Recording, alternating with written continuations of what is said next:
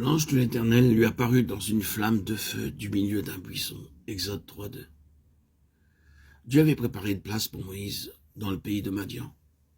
C'est lui qui avait guidé ses pas et qui l'avait conduit en un lieu où il était assuré d'avoir du pain et de l'eau. Brusquement séparé du luxe, de la richesse, des splendeurs du palais de Pharaon et des plaisirs de la capitale égyptienne, le voici transplanté en un pays étranger, où il apprend les joies d'un humble foyer, où il s'habitue à des menus frugaux et s'initie à la vie pastorale.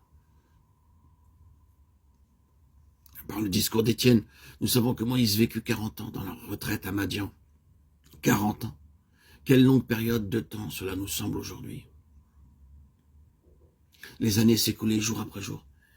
Il faisait paître le nouveau, le troupeau. Supposait-il parfois au cours des longues heures silencieuses que Dieu avait oublié la transaction qu'il avait passée avec lui, alors qu'il choisissait l'opprobre de Christ parce qu'il avait en vue la rémunération, Hébreux 11. Ou bien connut-il les luttes intérieures si douloureuses? S'accusa-t-il d'être déchu de la grâce de Dieu? Et pensa-t-il que Dieu l'avait mis de côté comme un vaisseau de rebut?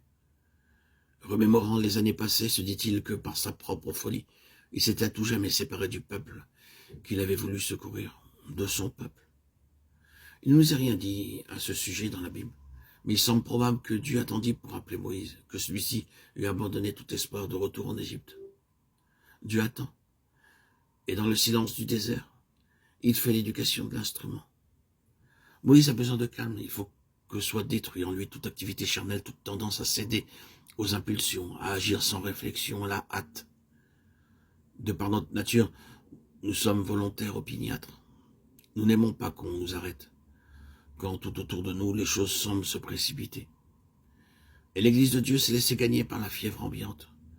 Mais aujourd'hui, comme autrefois, Dieu se prépare au désert des instruments cachés. Peut-être, enfant de Dieu, le désert a-t-il été pour toi quelques ateliers ou une cuisine ou quelques postes solitaires en terre païenne ou dans un foyer mondain? Tu t'es débattu dans une agonie d'âme, tu as lutté, tu t'es demandé quand Dieu te délivrerait. Il fut un temps où tu croyais qu'il voulait accomplir de grandes choses pour toi. Mais les circonstances t'ont comme emprisonné, ton espérance s'est évanouie. Tes plans, tes projets se sont effacés. Ils n'existent plus. Maintenant, il te suffit de paître le troupeau et d'être fidèle dans les toutes petites choses. Ou bien, quelqu'un dira, tout mon temps est absorbé par les choses de cette vie, hélas. Et il semble qu'il y aura tant à faire pour moi au service de Dieu.